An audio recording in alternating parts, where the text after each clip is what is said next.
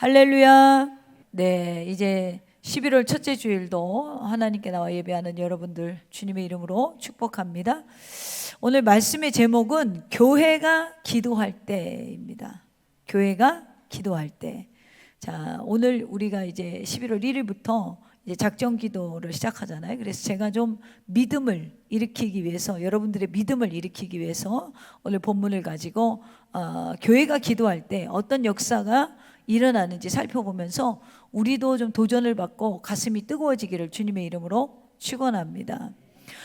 저는 굉장히 가슴이 뜨거운 사람이에요. 찬 것 같은데도 뜨거워요. 그래서 저는 가슴 뛰는 게 좋아요.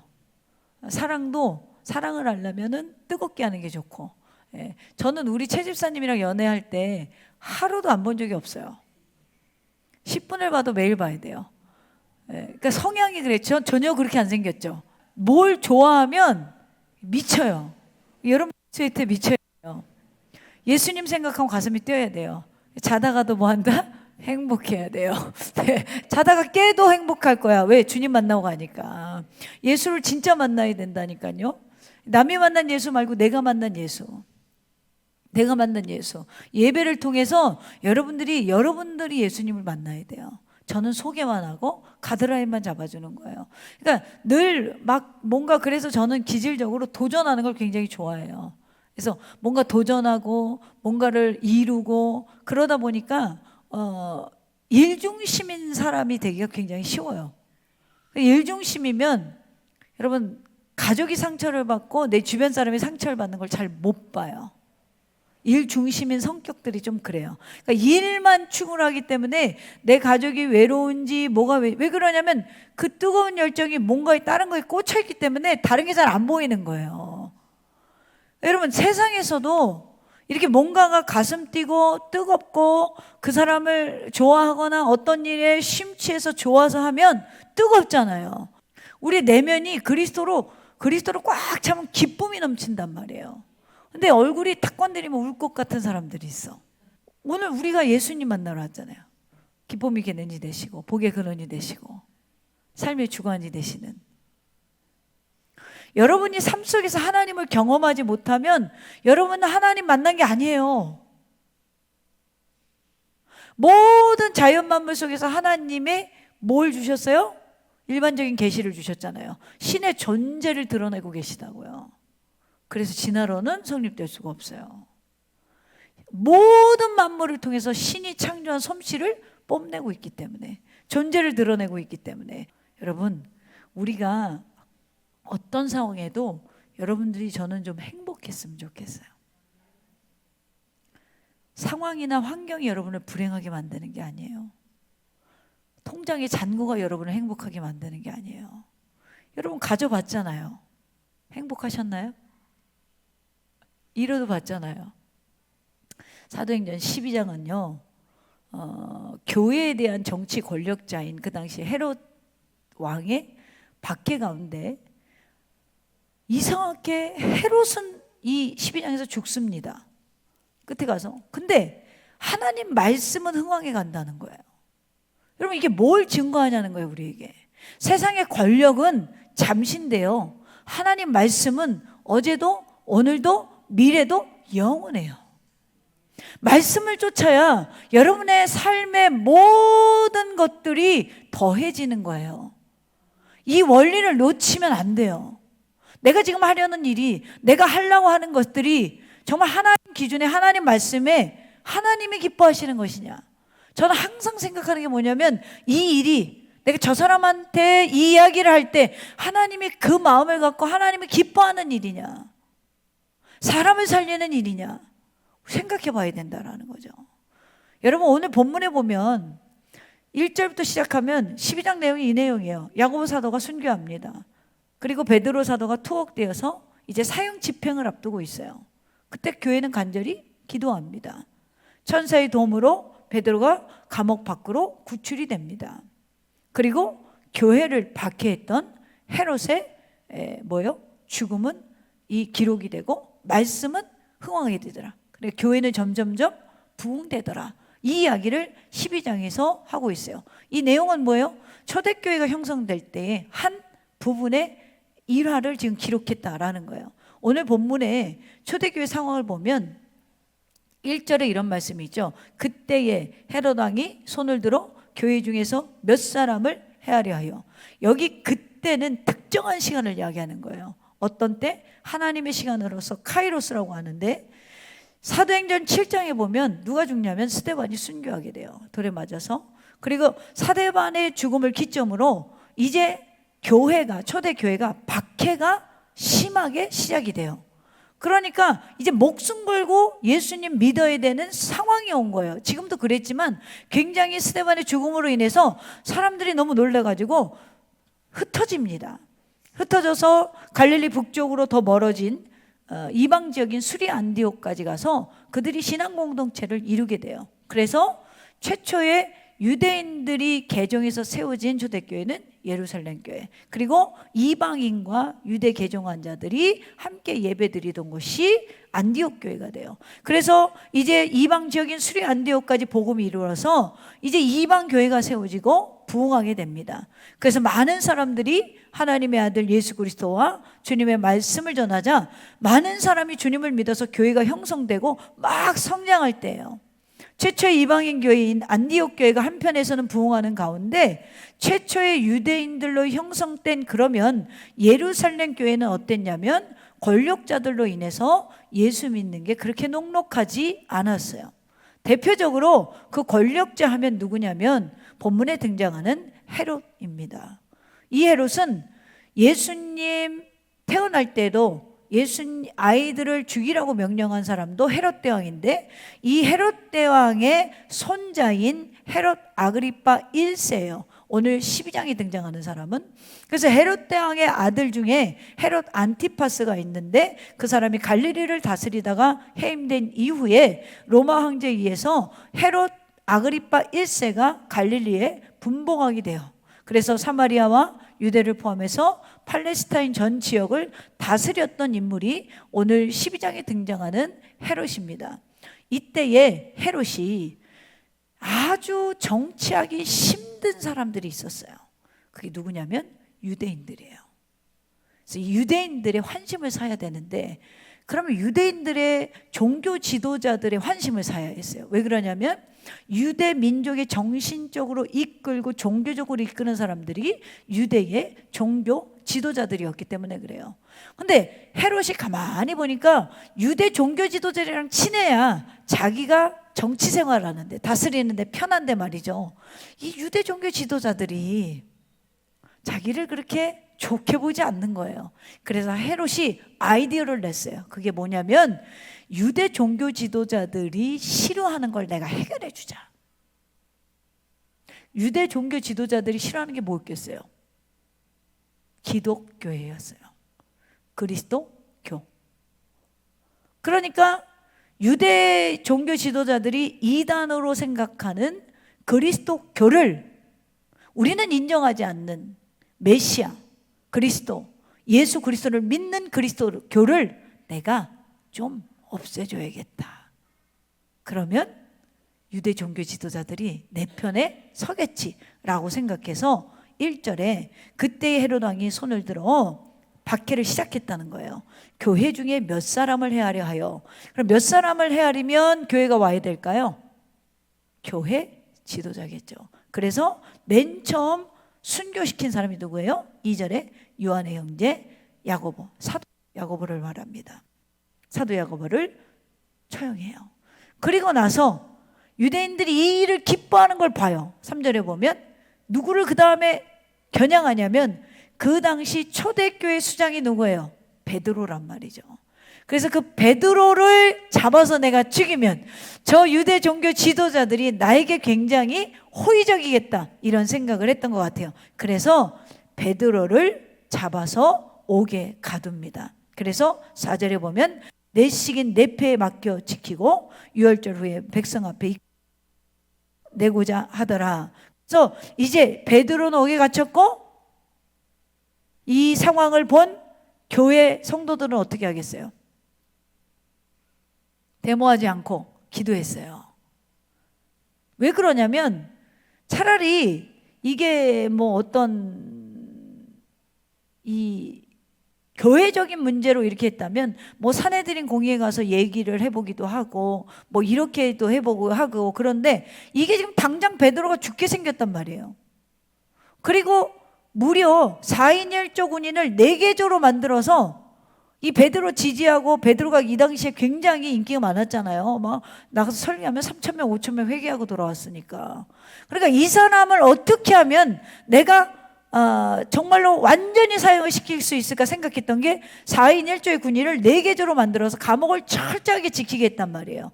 그러니까 여러분, 우리가 생각했을 때 베드로를 구출할 수 있는 방법이 있어요, 없어요? 없어요. 그럼 없으면 뭐 해야 돼요? 왜 기도를 안 하냐고. 여러분, 베드로가 옥에 갇히자 교회가요, 야고보 사도의 죽음의 연이어서 베드로가 이제 사형을 당하게 되니까 얼마나 마음이 두려웠겠어요, 이 사람들. 그런데 다행히 무교절 기간에는 즉각적인 처형이 없고 유월절이 지나고 나서 처형을 하니까 베드로가 지금 갇힌 상태에 있으니까 이 기간에 하나님의 도우심을 간절히 기도했다라는 거예요. 여러분, 교회에 위기가 온다면 여러분, 우리가 할 수 있는 게 뭐다? 기도라는 거예요. 교회가 할 수 있는 일은 오직 기도밖에 없다는 거죠. 만약 유대 종교 지도자들이 직접적으로 박해를 했다면 교회에 대한 호의적이었던 사내들인 공회원을 찾아가서 도움을 요청했겠지만, 당시 절대 권력자였던 헤롯 왕에 의한 박해였기 때문에 베드로를 살릴 수 있는 길이 없었어요. 그래서 누가 모이자 하지 않아도, 누가 시키지 않아도 성도들이 한 마음으로 모여서 기도하는 거예요. 초대교회 현상이 뭐냐면, 시키지 않아도, 모이라 하지 않아도 자신들 스스로 기도를 했다라는 거죠. 여러분, 스스로 내가 기도해야겠다라는 생각이 들어야 돼요. 우리가 인생을 살아가면서 내가 크리스천으로서, 내가 하나님을 믿는 아들, 딸로서 내가 인생의 공고함이나 외로움이나 고독함이 왔을 때 날마다 사람들을 의지하고 날마다 세상적인 방법을 의지한다면 과연 그 사람 삶에 하나님이 있을까라는 물음이 항상 제게 있어요, 목회자로서.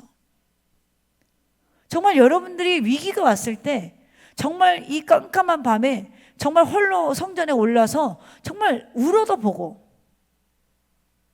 정말 기도도 해보고, 하나님한테 좀 삿대질도 해보시고, 하나님한테 성질도 좀 내보시고, 여러분, 이 과정이 없다면 과연 내가 정말 세상에 살아가면서 내가 교회에 나와 앉아서 내가 지금 뭘 바라보고 뭘 의지하고 있냐는 거예요.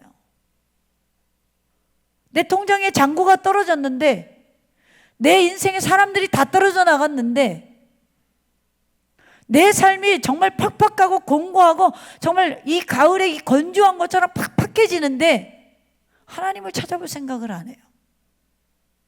하나님을 만나볼 생각을 안 해요.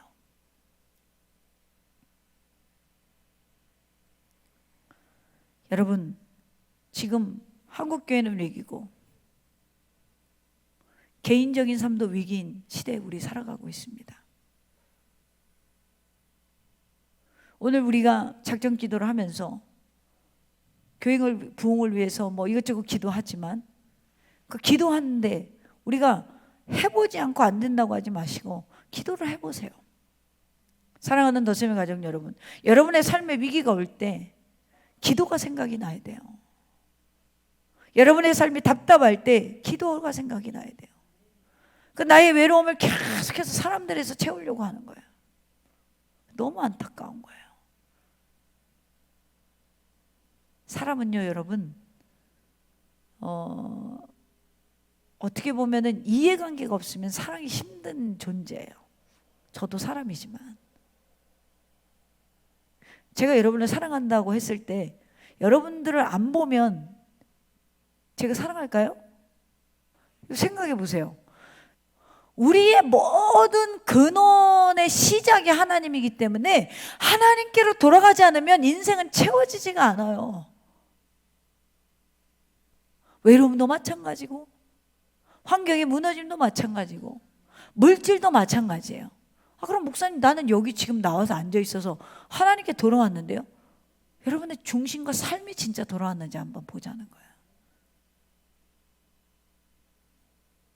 여러분, 이제는 눈을 들어 주를 바라보시기를 바랍니다. 교회를 이렇게 멋지게 꾸미고 이렇게 이전을 하고 우리가 뭐 해야 하나 그러지 말고 기도할 때예요.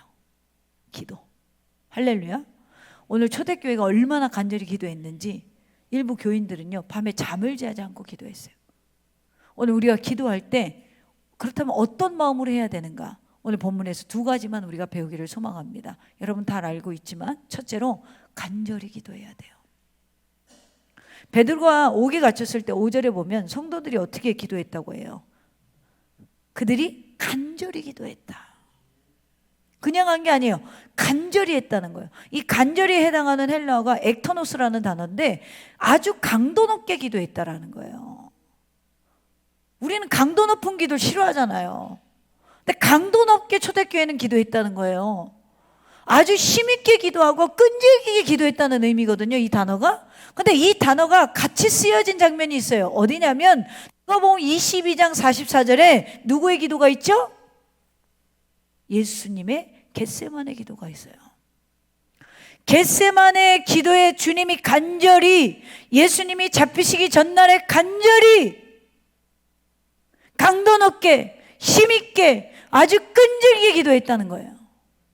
여러분 땀방울이 핏방울이 되도록 기도한다고 진짜 여러분에게 피가 되도록 피가 나오도록 기도하라는 게 아니에요. 몸을 때려야 피가 나오지 그냥 나오겠어요? 이 기도가 예수님만 한 게 아니라 교회가 하는 기도였단 말이에요. 몸부림치는 기도. 정말 내 자신을 복종시키고 정말 예수님의 뜻이 내 삶에 이루어지기 위해서 정말 나를 몸부림치는 그 기도가 초대교회 안에는 있었다는 거예요. 여러분은 지금 이런 기도를 하고 있냐는 거예요. 단순하게 간절히가 그런 의미가 아니라는 거죠. 그런데 이렇게 우리 베드로 사도 살려주세요. 몸부림을 치면서 초대교회가 기도하는데 상대적으로 7절에 보면 베드로는 뭐예요? 아주 편안하게 자고 있었어요. 그래서 옆구리를 쳐야 일어나요. 베드로도 방법이 없고 교회도 방법이 없는 거예요. 베드로는 옆에 군사들이 16명이 돌아가면서 지키고 있는데 자기가 나갈 방법이 없고 갇혀있는 베드로를 볼 수도 없고 말할 수도 없고 면회갈 수도 없고 교회가 할 수 있는 건 기도밖에 없다라는 거죠. 근데 이 기도는 그냥 기도가 아니라 정말 몸부림치는 기도, 정말 간절한 기도라는 거예요. 베드로는 믿음이 있어서 아마 평안했던 것 같아요. 얼마나 편했겠나 싶어요. 내일 천국 가는데. 에? 끝나잖아. 얼마나 힘들었겠어요. 그동안에 목회하냐고. 근데 이런 베드로의 마음도 모르고 교회는 간절히 기도하는 거예요. 살려달라고.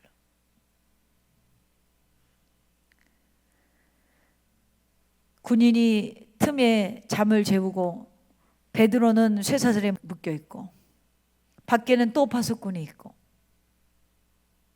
너무나 사면초가 같은 상황, 옴짝달싹할 수 없는 상황. 그러나 교회는 믿음으로 간절히 기도한다는 거예요. 하나님의 도우심을 간구한다는 거죠. 오늘날 믿음의 성도들에게도 이런 고난과 역경에 매인 환난의 때는 누구나 올 수 있습니다. 그런데 문제는 기도하지 않는다는 거예요. 교회에 문제가 있어도 기도하기보다는 합리적인 방법론만 찾고, 회의는 또 왜 이렇게 요즘 교회들 보면 많이 해? 우리는 이렇게 방법론만 찾고 회의를 많이 해. 담임 목사가 뭘 원하는지 관심도 없어. 무엇을 하고자 하는지 관심이 없어. 회의만 하고 교제만 하고 기도는 없어요. 다른 교회 보니까 그렇더라고. 우리 교회가 그렇다는 게 아니라. 사랑하는 더심의 가족 여러분, 세상은요 기도하는 사람이 움직이는 거예요. 할렐루야. 저는 예전에 이 말을 믿지 않았어요. 진정 난 몰랐었네. 근데요, 왜 기도하는 사람이 세상에 움직이는지를 정확히 설명을 안 해놓고 기도하는 사람이 세상을 움직입니다 하니까 아이고 또 난리네 그랬거든요. 앉아서. 내가 여러분의 마음이 이해가 가. 근데요, 가만히 원리를 생각하니까 이게 은혜가 되기 시작하는 거예요. 왜죠? 하나님은 뭐 하시는 분이에요? 천지를 지금도 창조하시고 운행하시는 분. 그럼 하나님은 하나님의 백성들에서 뭘 듣길 원하세요? 기도를 듣기 원하신다는 거예요. 우리의 기도 한마디 한마디를 놓치지 않으시는 분이라는 거죠. 그래서 기도가 있으면 능력이 나타나는 거예요. 왜죠? 하나님이 들으시니까. 그래서 기도하는 사람이 세상을 움직이는 거예요. 아멘입니까? 여러분, 오늘 절망적인 상황에서 어떻게 기도하고 계신가요? 그리고 나를 위해서 기도하는 이들이 주변에 있으신가요? 아니면 여러분은 남을 위해서 기도하는 사람이신가요? 여러분, 우리가 2024년 이제 2달도 안 남았습니다. 저는 여러분이 정말 2달간 정말 여러분의 삶의 문제를 붙들고 교회를 붙들고 기도하시면 좋겠어요. 그래서 여러분이 제2의 제3의 여러분 여기가 겟세마네 동산이 되었으면 좋겠어요. 나는 낮추고 나는 죽고 예수의 뜻이 내 삶에 이루어지는 정말 그 몸부림치는 간절한 기도가 여러분의 삶에 정말 하나님이 놀라운 일을 시작하게 하는 통로가 되기를 주님의 이름으로 축원합니다. 2번째로 응답을 확신하고 기도해야 돼요. 너무나 잘 알잖아요. 간절히 기도해라. 응답을 확신하고 기도해라. 아마 귀가 딱지가 들어서 아마 지금도 그 딱지가 안 벗겨져 갖고 안 들리는 사람이 있을 수도 있어요. 7절부터 보면 말도 안 되는 상황이 일어나요. 자, 지금 헤롯은 생각하기를 누군가 쿠데타를 일으켜서 베드로를 뭐 이렇게 탈출시킬 수도 있다 이렇게 생각해가지고 막 군인들을 많이 배치해놨잖아요. 막 쇠사슬을 묶어놨잖아요. 근데 상상 못하는 일을 하나님 하시잖아요. 누굴 보냈어요? 천사를 보냈어. 천사를 보내서 베드로를 깨워가지고 8절에 보면 천사가 이르되 띠를 띠라 옷 챙겨 입으라는 거예요. 베드로가 그대로 하니 천사가 또 이르되 겉옷을 입고 따라오라 한대. 베드로가 나와서 따라갔어요. 천사가 하는 것이 생시인 줄 지금 자다 일어나갖고 이게 지금 내가 기도하다 환상에 빠진 거야, 내가 입신이 들어간 거 아니면 죽은 거야, 이렇게 분간이 잘 안 갔다는 거예요. 10절에 보니까 첫째와 둘째 파수를 지나 문을 얼마나 잠갔는지 첫째 둘째 문을 지났다는 거예요. 시내를 통한 쇠문에 이르니 문이 저절로 열리는지라. SF 영화 같잖아요. 안 그래요? 이 믿어져요? 할렐루야.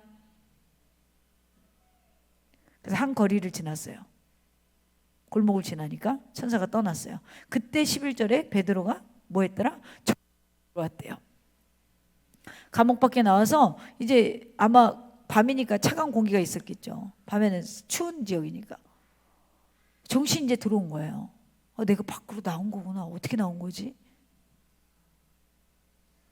그런데 감옥 밖으로 구출된 베드로가 찾아간 게 어디예요? 나를 걱정하고 있는 교인들을 찾아가죠. 마가 요한의 어머니 집에 찾아갑니다. 그래서 12절에 깨닫고 마가라 하는 요한의 어머니 마리아 집에 가니 여러 사람이 거기 모여 기도하고 있더라. 이 집은 평소에 교인들이 자주 모였고 이 집은 평소에 기도의 초소, 예배의 초소로 활용했던 곳입니다. 역시나 가보니 교인 여러 사람이 밤이 맞도록 기도하고 있어요. 베드로가 이제 투옥된 이후부터 구출시까지 교인들이 기도했고, 그런데 여러분 저는 이 본문 보면서 하나 궁금증이 좀 생겨요. 그게 뭐냐면 2절에는 분명히 사도 야고보가 순교했잖아요. 죽었어요. 근데 교회가 야고보 잡혔을 때 기도 안 했을까요? 했겠죠. 뭐 했다고 써있지는 않겠지만 했을 것 같아요. 그런데 야고보는 죽잖아요. 근데 베드로는 왜 죽지 않고 살았을까요?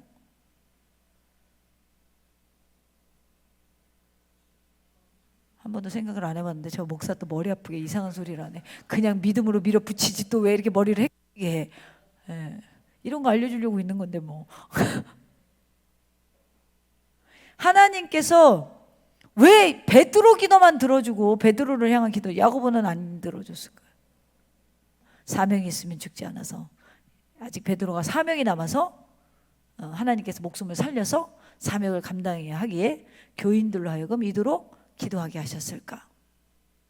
야고보 순교는 시켜가지고 이게 왠지 저는 이 본문 보면서 왜 이럴까? 제가 예전에 느꼈던 궁금증이에요. 성경 보면서 하나님이 뭐든지 작정하시고 섭리 가운데 이끄시기 때문에 장로교 교인들이 빠지기 쉬운 잘못된 게 뭐냐면 결과가 정해졌으니까 구경만 하면 된다라고 생각을 해요. 그래서 기도를 안 하는 성도들을 꽤 많이 봐요. 가는 성도들 중에 이미 정해졌는데 그거 복음 전해서 뭐예요? 저 사람 안 구원할 건가 보죠? 이렇게 생각하는 분들도 꽤 봤고요. 또 하나님 정해줬는데 그거 기도한다고 되겠어요? 주님 뜻대로 되는 거지? 이렇게 생각하는 분들도 있어요. 아닙니다, 여러분. 이 본문에서 가장 중요한 게 뭐냐면 그래도 이들이 기도했다는 거예요. 야고보가 죽는 걸 봤는데도 또 기도했다라는 거예요. 하나님이 결과를 이미 정해놓았다 하더라도 우리는 다 알지 못하니까 우리 인간 측에서 해야 되는 건 뭐냐면 이 상황을 돌려달라고 기도해야 된다라는 거예요. 할렐루야. 여러분, 아무리 세상에 교회가 많고 교회가 안 돼요, 이제 코로나 이후로 교회는 문 닫게 되어지고 부흥하기 힘들어요 라고 해도 기도해야 된다라는 거예요. 하나님이 어떻게 하실지 모르니까. 사도 야고보의 죽음의 과정은 성경에 상세하게 기록되지 않았기 때문에 우리가 알 수 없지만 사도 야고보는 자신의 사명을 충실히 다했고 그의 순교로 교회가 더 힘을 얻게 되었고 주님의 구원 사역을 더 잘 감당할 수 있었겠고 베드로 사건 앞에서 더 기도했을지도 몰라요. 사도 베드로는 아직 사명이 남아 있었기 때문에 죽지 않게 하셨을 수도 있고, 물론 사도 베드로 역시 그의 사명을 다하고 나중에 순교했습니다. 십자가 거꾸로 지고. 우리는 교회 역사를 이끌어 가시는 하나님의 뜻을 온전히 이해할 수 없기 때문에 기독교 역사를 보면은요, 누구는 죽고 누구는 살고 누구는 병들고 누구는 건강하고 누구는 이런 봉사를 하고 누구는 저런 봉사를 하고 교회에서 일어나는 일에 대해서 하나님의 섭리를 온전히 이해할 수 없어요. 그럼에도 불구하고 투옥된 베드로를 위해 기도했던 예루살렘 교회 교인들처럼 우리도 끊임없이 기도할 수 있어야 된다는 거예요. 주님의 뜻을 구하면서 간절하게 아버지 하실 수 있으시면 내 잔을 내게서 옮겨주시옵소서. 예수님이 이렇게 기도하잖아요. 하실 수 있는 거 아셨잖아요. 왜? 본인이 하나님이시니까. 근데 또 뜻을 구해요. 그러나 내 원대로 마시고 아버지의 원대로 없어서. 여러분, 겟세마네 기도의 정신은 이거예요. 여러분들이 기도하는 정신은 이거예요. 내 뜻이 아니라 이 교회를 통해 하나님의 뜻이 이루어지고, 내 뜻이 아니라 내 사업장이 내 뜻이 아니라 내 직장이 내 뜻이 아니라 내 가정이 내 뜻이 아니라 하나님의 뜻이 이루어지는 기도를 해야 된다라는 거예요. 그러려면 나를 죽이는 기도를 하셔야 돼요. 그게 없으면 우리 기도 힘이 없어요. 힘이 없어요. 주님의 뜻을 이루소서 기도합니다. 이 사람들이 얼마나 믿지 못했냐면 반응이 얼마나 웃깁니까? 13절에 보면 베드로가 대문을 두드린데 로데라 하는 여자아이가 옆다가 베드로의 음성인 줄 알고 기뻐하여 문을 미쳐 열지 못하고 달려들어가 말하되 베드로 문 밖에 섰더라. 그러니까 문을 잠가놓고 기도했어요. 이 사람들이 이 당시에는 하도 막 암행어사처럼 잡으러 다니고 문을 잠가놓고 기도했는데 베드로 문은 못 열어주고 그 아이가 들어가서 와 베드로 사도 와서 이렇게 한 거예요. 자, 제가 왜 앞서 지금 야고보와 베드로 얘기를 했어요? 믿음이 우리가 그거가 그렇게 될 거라고 생각해도 기도를 끝까지 하라 그랬잖아요. 이 태도는 누구에게도 볼 수 있냐면 다윗에게도 볼 수 있거든요. 바세바가 간음하고 나서 기도하죠. 아이가 병들었잖아요. 첫 번째 낳은 아이가 병들었을 때 기도해요. 근데 다윗이 몰랐을까요? 이게 내게 징계로 하나님이 주시는 거라고? 알았어요. 그렇지만 뜻을 돌이키기 위해서 기도했죠. 근데 그 뜻이 돌이키지 않았어? 그냥 다윗이 밥 먹고 일상으로 돌아가잖아요. 하나님이 이 기도는 들어주시지 않는구나. 이런 태도로 기도로 완전히 그냥 돌아섰단 말이에요. 오히려 편안함을 유지하고 그 뒤로 하나님 어떻게 하셨어요? 그 기도를 외면하지 않으시고 솔로몬이라는 아들을 주셨죠. 그러니까 여러분, 교회가 해야 되는 건, 성도가 해야 되는 건 기도라는 거예요. 자, 이 기도, 그래야 교회가 생명력을 유지하고 여러분의 신앙의 말씀이 유지가 돼요. 근데 기도하면서 우리 반응이 뭐냐면 야고보 사도도 죽었으니까 베드로 사도를 위해서 기도하지만 우리 마음 한쪽은 어떤 생각이 있냐면 가리가리한 게 뭐예요? 들어주실까? 될까? 그냥 목사님이 기도하라니까 하지 뭐. 교회 올 때마다 그런 생각을 하는 거야. 부흥 될까? 믿음대로 된대잖아요. 요즘 교회가 되겠어? 무리하는 거 아니야? 우리 이런 생각 갖고 기도는 하라니까 해요. 지금 이 사람들이 그렇게 기도했어요. 그래서 베드로가 나타났다니까 반응이 뭐냐면 15절 볼까요? 너무나 재밌는 이야기를, 지금부터 재밌는 거예요 여러분. 우리랑 똑같으니까.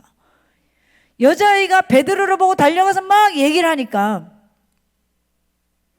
15절에 보면 1차 반응이 내가 미쳤구나. 기도했잖아요. 정말 간절히 강도 높게 기도했잖아요. 근데 반응이 뭐예요? 내가 미쳤구나. 자, 2차 반응. 아니에요, 나 진짜 봤는데. 아이가 막 그러니까 2차 반응이 뭐예요? 그들이 말하되 그러면 그의 천사라. 죽어서 영이 왔다는 거야. 믿음이 없이는 기쁘시게 못하나니 고된 수고와 할지라도 여러분, 믿음이 없이는 하나님 기쁘게 못하는 거예요. 기도에는 그래서 뭐가 있어야 돼요? 응답을 확신하고 해야 돼요. 이 사람들 기도는 열심히 했는데 베드로가 나타나니까 네가 미쳤구나가 바로 나와. 여러분, 우리가 너무 재밌는 게 뭐냐면 기도 응답을 줘도 분별을 못해. 할렐루야. 내가 우리 어머니 기도하시면서 내가 서당계 뭐 3년이면 뭐 풍어를 읊고 뭐 식당집 개 3년이면 라면을 끓인다고 내가 느낀 게 뭐냐면 성도들이 기도 응답을 줬는데 기도 응답을 몰라요. 그 이유가 뭘까요? 말씀을 몰라서 그래요. 말씀 쓰면 기도 응답이 와도 자꾸 헛발질을 해요. 이게 응답인데 자기 원대로 안 됐거든? 이건 그렇게 밀어넣는 거야. 주여, 이건 아닌데요? 그리고 또 기도해. 나는 참 인생을 그렇게 낭비하시더라고. 그래서 어떤 분은 관뚜껑이 덮였어. 할렐루야. 무슨 얘기인지 알아요? 응답을 기다리다 관뚜껑이 덮였다는 거야. 가셨어. 가서 물어보셨을 것 같아. 천국은 가셨으니까. 주님, 제게는 왜 응답을 안 주셨냐? 나 계속 줬다 너한테. 네가 못 알아먹은 거지. 할렐루야. 내가 미쳤구나. 아니, 베드로 죽어서 영혼이 왔나? 천사가 왔나 봐. 여러분, 그들은 베드로를 위해서 기도했지만 베드로가 왔다는 소식을 전하는 아이를 미쳤다고 말할 정도로 그들의 언어와 행동은 일치하지 않았어요. 우리 기도는 어떻습니까? 주의 일을 위해서, 교회를 위해서, 가정을 위해서, 불신자를 위해서, 문제를 위해서 기도하지만 정작 주님의 응답에 혹 우리도 믿지 못하거나 무감각하지는 않습니까? 어떤 사람이 그렇게 기도했대요. 하나님, 내가 이제 주를 위해 살겠으니 나를 사용하여 주시옵소서. 부흥회 가서 응답받고 그렇게 기도했더니 당장 직장에서 잘렸어요. 그래서 하나님한테 화가 나가지고 찾아와가지고, 하나님, 제가 주를 위해서 살겠다고 했는데 왜 직장에서 나를 잘리게 하십니까? 넌 나를 위해서 살도록 한다고 하지 않았냐? 응답을 줬는데도 응답이 응답인 줄을 모르는. 여러분, 사람들이 베드로의 모습을 보고 놀랍니다. 베드로가 이제 경험한 일을 나누고, 그리고 여기서 나오는 이전에 순교한 야고보와 17절에 등장하는 또 거기에 야고보 있어요. 이 야고보는 그 순교한 야고보가 환생한 게 아니에요. 여러분, 누구냐면 예수님의 육신의 동생 야고보입니다. 예수님의 육신, 그 당시에 예루살렘 교회 장로격으로 있으셨거든요. 그러니까 중요한 일을 하고 있었어요. 그래서 베드로가 그분에게 이야기를 하고 전달해 달라고 하고, 베드로는 아마도 헤롯과 간수들이 자기를 또 찾을 것 같으니까 조용히 피해갑니다. 그리고 이 일 후에 23절에 보니까, 우리 읽진 않았는데, 헤롯이 영광을 하나님께 돌리지 아니하므로, 이제 교회가 잠잠해지니까 자기가 그 지역에서 이제 강단에 서서 뭔가를 좀 퍼레이드 할 수 있는데 하나님께 영광을 돌리지 않고 주의 사자가 곧 친히 벌레에 먹혀 죽으니라 라고 헤롯은 죽고, 24절에 이렇게 이야기하죠. 하나님의 말씀은 흥왕하여 더하더라. 할렐루야.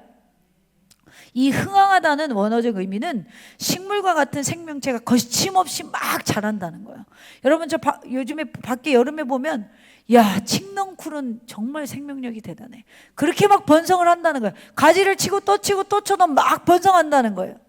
더하다, 증폭된다, 증가하다. 이 말씀은 세상의 권력은 때에 맞아 없어지지만 교회는 더 확장되어 가고 믿는 사람이 더해졌다는 거예요. 여러분, 세상의 권력을 의지하여 하나님의 절대성에 도전하고 영광을 돌리지 못한 헤롯은 역사의 뒤로 사라집니다. 그러나 하나님의 말씀은 1.1핵도 이전에도 지금도 이후에도 흥황할 것입니다. 할렐루야. 사랑하는 더셈의 가족 여러분, 이것이 우리가 믿는 하나님이세요. 과거 초대교회부터 지금까지 기독교의 박해와 경제적인 어려움에도 불구하고 교회는 계속해서 성장하게 하신 것, 이게 우리가 믿는 하나님이시라는 거예요. 그 하나님은 지금 우리를 인도하십니다. 우리 더셈교회를 인도하십니다. 여러분의 가정을 인도하십니다. 여러분의 사업을 인도하십니다. 하나님께서는 우리가 어느 것이든지 당신의 증인된 삶을 우리가 살아나갈 때, 하나님 말씀을 붙들고 간절히 기도할 때, 응답을 의심치 않고 간절히 기도할 때, 하나님은 여러분의 기도를 통하여 세상을 움직이실 것입니다. 그 은혜가 있기를 주님의 이름으로 축원합니다.